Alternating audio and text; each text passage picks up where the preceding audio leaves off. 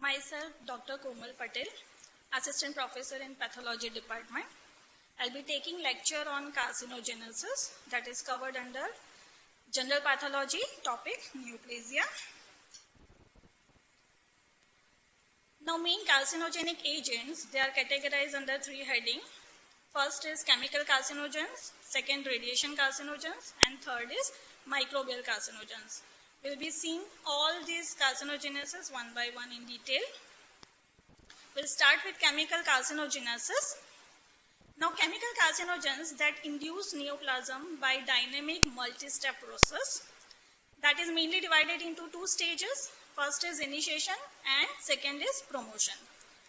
We'll see what is this initiation and promotion mean and what is the difference. Now, the term initiation means induction of mutation or irreversible change in the genome.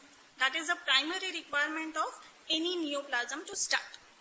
So, after the initiation, the promotion action will be followed. Now, effect of initiation, as it is a mutation, it will remain permanent in the genome. So, once there is initiation, the effect will remain permanent, but this initiated cell does not have any autonomy of growth, meaning they cannot proliferate by themselves. So, it should be followed by promotion, which will stimulate the proliferation of previously initiated or mutated cell. But in contrast, effect of promotion is short-lived or temporary, and they are non-tumorigenic by themselves upon previously initiated cell only. Now, here is an example of the application of initiator and promoter is explained in a group of experimental subject. In this, cross indicates application of initiator, while arrowhead indicates application of promoter. In group 1, you can see of initiator has not followed with promoter, so there is no tumor. In group 2, application of initiator is there, that is followed with application of promoter. So, here tumor will occur. In group 3, initiator is there. After a lag period, there is application of promoter. As we had seen, application of initiator, effect of initiation will remain permanent. Even after the lag period, tumor will take place. In group 4, sequence is reverse. Application of promoter is first, followed by initiation. Then there will be no tumor. In group 5, only promoter, so no tumor. In group 6, application of initiator is following the application of promoter, but the effect of promoter is intermittent. Exposure is intermittent. So again, tumor will not take place as the effect of promoter is only short-lived. Now we'll see what are various initiator carcinogens. Most of the chemical carcinogens are in the list of initiator carcinogens. Now, most of these initiator carcinogens are indirect acting, meaning they require metabolic activation before being action. That means they are pro-carcinogens. They require metabolic activation by certain specific enzyme, namely cytochrome enzyme, that will metabolize this chemical and will produce ultimate carcinogens, which are carcinogenic. Very few chemicals are also directly acting carcinogens. In this list, alkylating agents and acylating agents are there. This is how cytochrome P450 enzyme that metabolize procarcinogens to form the ultimate carcinogens. Now, this enzyme is also very polymorphic. So, the susceptibility of an individual to the chemical carcinogenesis also depend on which polymorphic form an individual inherits. Apart from different other factors like age, hormonal status, exposure, etc. Now, after being this metabolically active, these metabolic intermediate products, they are highly reactive electrophilic compounds. They will form a strong adduct formation with the nucleophilic site, namely DNA. So, DNA is the primary target of any chemical, initiator chemical agent. Now this is called mutation. Once it binds with the DNA, it forms a strong adduct formation, that is mutation. Now these mutation can be targeted to any of the target gene, namely proto-oncogenes, tumor suppressor genes, or apoptosis regulating genes. So whenever there is a DNA damage, our DNA repair mechanism becomes active. So here this is a flow chart showing after metabolic activation, electrophilic intermediates they bind with the DNA, form the strong adduct formation. Now comes the role of DNA repair mechanism. Now these DNA repair proteins that will normalize this DNA lesion or damaged DNA, and ultimately the cell will return back to normal stage, or else it can undergo apoptosis.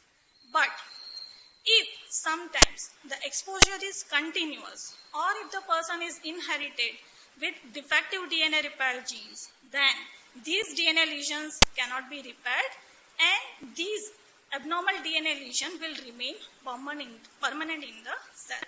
So here comes permanent DNA lesion, or it is called initiated cell.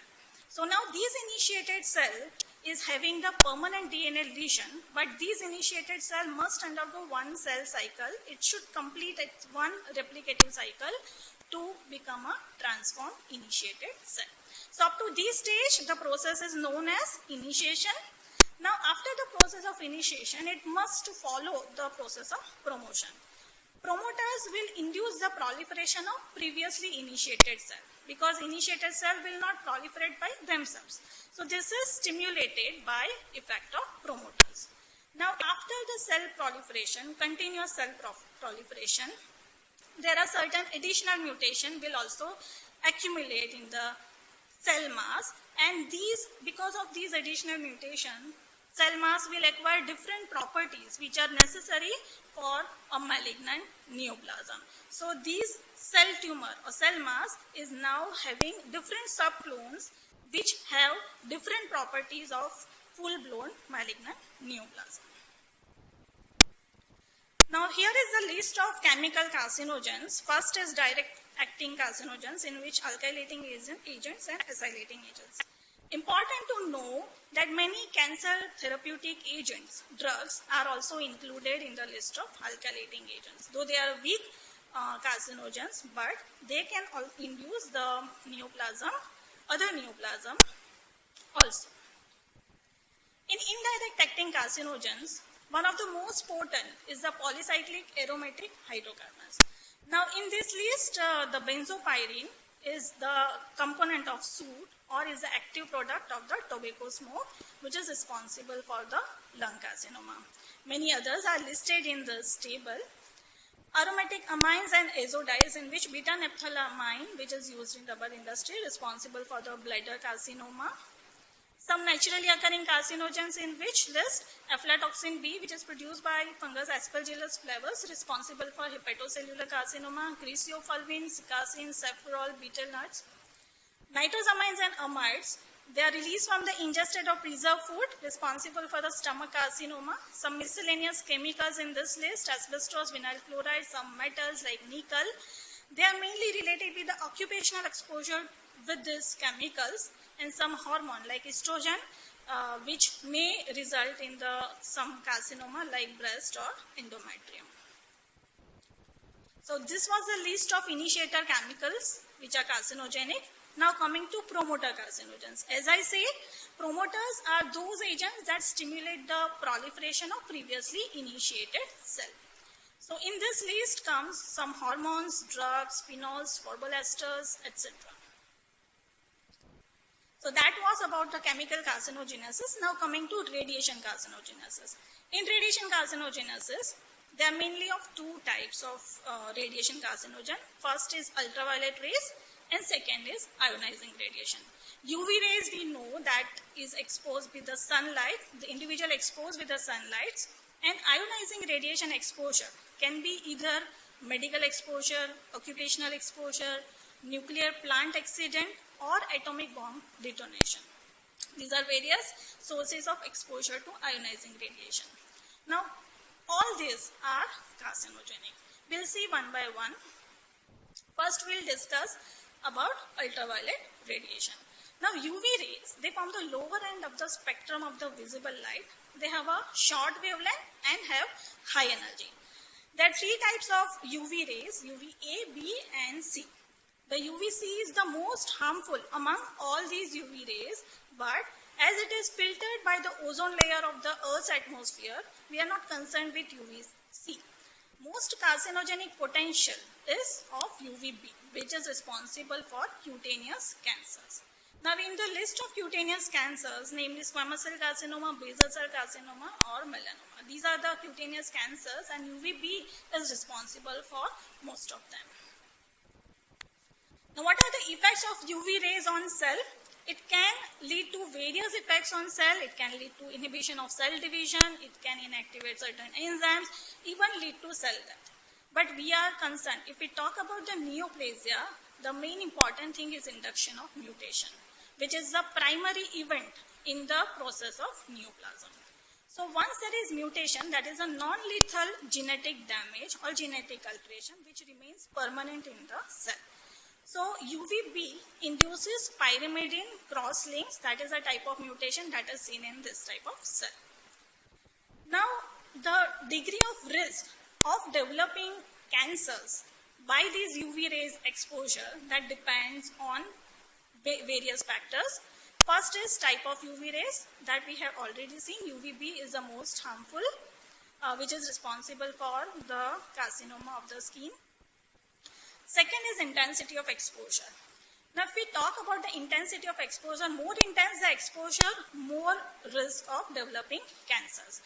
But if we talk about non-melanoma skin cancers like squamous and basal cell carcinoma, it depends on the total cumulative exposure to UV rays. So, more the total exposure to UV radiation, more the risk of cancer. But in case of melanoma, it depends on the intermittent but intense exposure. So, intense intermittent exposure increases the risk of developing melanoma type of skin cancer, as in case of sunbathing. The third factor is the melanin layer. Now, we know melanin is they form the protective barrier, protective mantle under the skin, which absorb the UV rays. And this reduces the harmful effect of UV rays. So, more the melanin, protection is more. So that is the reason the fair skin individual, like in case of European people, they are more at risk of developing skin cancer by the UV rays exposure because of less melanin barrier. Now the mutation, type of mutation induced by the UV exposure, that is a type of pyrimidine dimers that form in the DNA. But wherever there is a DNA lesion, there is always a repair mechanism. Here our DNA repair mechanism which gets active is nucleotide excision repair pathway. NER pathway has multi-step process. It includes the recognition of abnormal nucleotide and patch with the newer nucleotide which is normal, and it will ligate that normal newer nucleotide. But what happens when there is excessive sun exposure? When the capacity of NER pathway is overwhelmed, then the large transcriptional error that accumulate within the genome, and that increases the risk of developing cancer. So here the NER pathway is normal, but the capacity is overwhelmed because the exposure is intense or more. But sometimes the person has inherited defect of NER pathway, that is xeroderma pigmentosum. That is example. Here, the person is inherited with a higher risk of developing cancer even at the lesser exposure to UV rays because NER repair mechanism is defective. So that was about the ultraviolet radiation. Now coming to ionizing radiation. In ionizing radiation, electromagnetic and particulate radiations are there. Particulate radiations example are alpha particles, beta particles, protons, neutrons. And electromagnetic radiations are X-rays and gamma rays. Now, compared to electromagnetic radiation, particulate radiations are more harmful. Now, all these are carcinogenic, and the role of these radiation in the process of neoplasia is obviously induction of mutation. So, they will induce the mutation, they will damage the genome by either direct action by radiant energy or indirectly by the free radical damage. Now, which are the sources of exposure to these ionizing radiation? In miners of radioactive ores, they have high risk of developing CA lung. We know as per the history, the survivors of atomic bomb, as in Hiroshima and Nagasaki, the survivors developed large number of cases of leukemia and related death, and later, after years, even they developed solid malignancies also. Therapeutic radiation is also associated with increased risk of certain cancers, especially thyroid carcinoma. Nowadays, widespread use of CT scan increases the risk of developing some malignancy, especially leukemia and even brain tumors in children. So most commonly developed malignancy by this ionizing radiation is myeloid type of leukemia and thyroid carcinoma, especially by therapeutic radiation. Next to this susceptible site is breast, lung and salivary gland versus skin, bone and gut. These are the least susceptible site to ionizing radiation-induced carcinogenesis. So that was about the radiation carcinogenesis. Now coming to microbial carcinogenesis. In microbial carcinogenesis, mainly are viruses known as oncogenic viruses. In this list, oncogenic DNA virus is many. HPV, human papilloma virus, Epstein-Barr virus, hepatitis B virus, Merkel cell polyoma virus, Kaposi sarcoma herpes virus. This is the list of DNA oncogenic virus. One oncogenic RNA virus, that is human T-cell leukemia virus type 1, HTLV type 1. That is oncogenic RNA type of virus.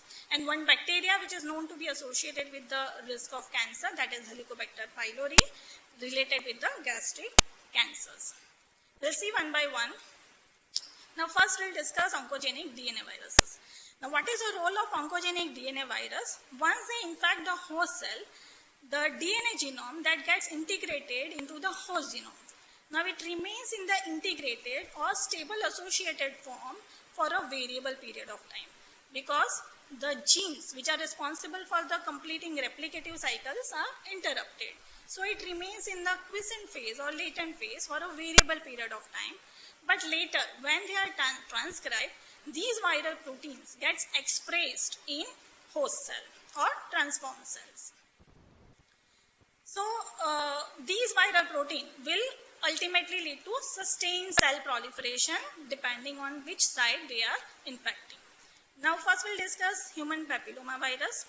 There are various subtypes of HPV, 70 known subtypes of HPV.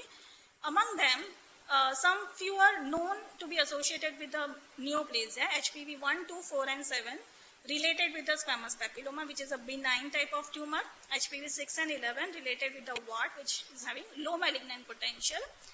But among the high-risk HPV type, that is HPV 16 and 18, they are associated with the squamous cell carcinoma. More than 90% of the uterine cervical carcinoma, that is squamous cell type, they are related with this high-risk HPV type, that is HPV 16 and 18.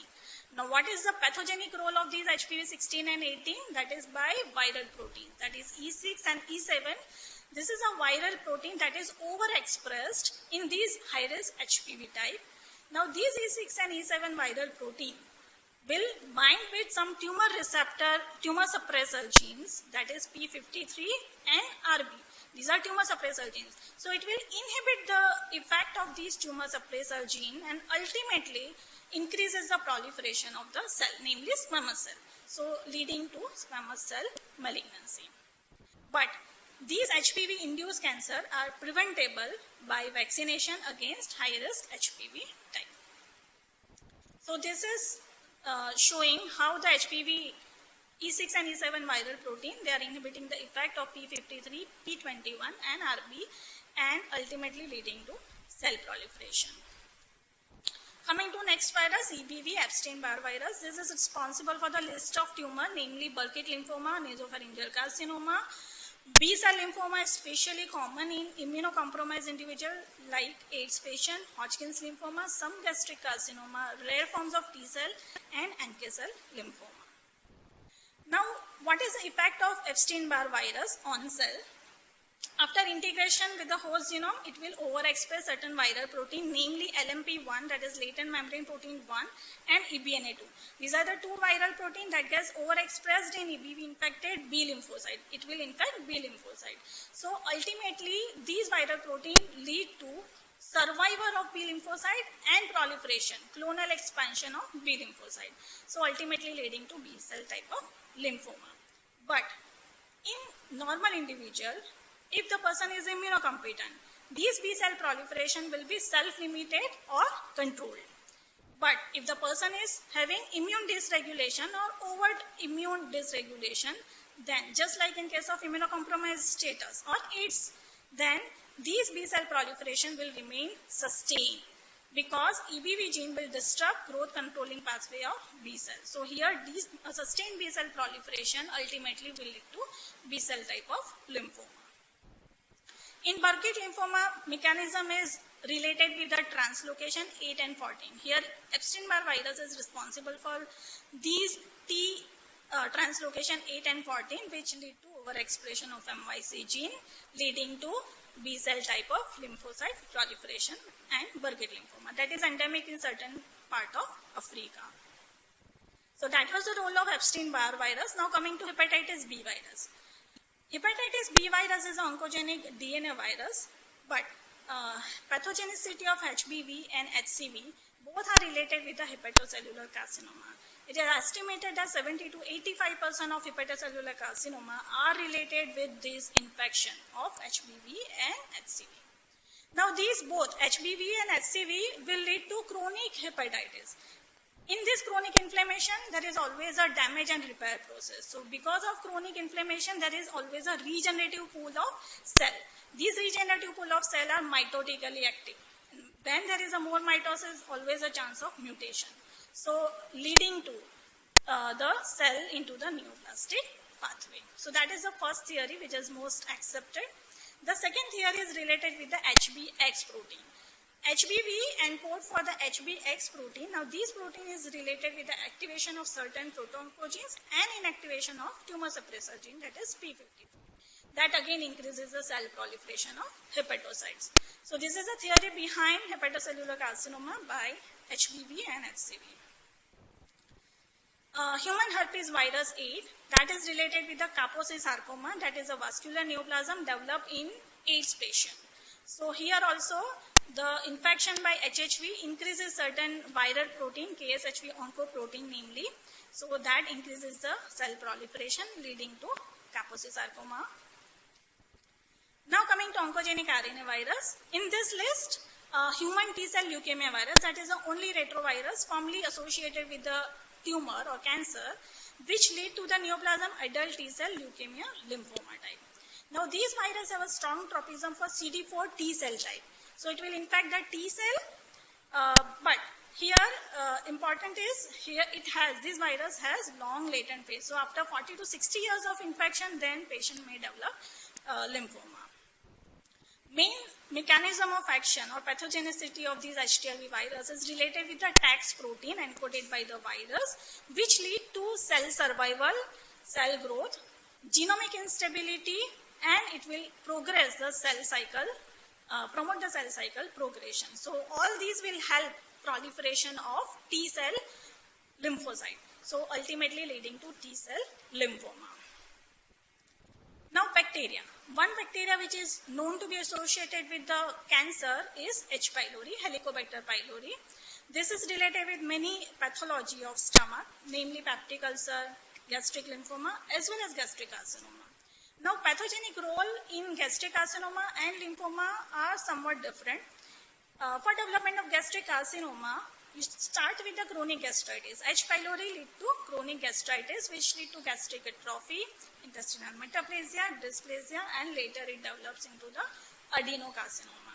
Now, these also contribute. CAG-A gene, that is a viral gene that also contribute to this pathology by stimulating growth factor pathway. So that is how gastric carcinoma develops. For gastric lymphoma, initially polyclonal B cell proliferation, ultimately mutation, that is translocation 11-18, which is responsible for monoclonal B cell proliferation leading to B cell type of lymphoma known as maltoma, mucosa associated lymphoid tumor. So this is about the microbial carcinogenesis. Thank you.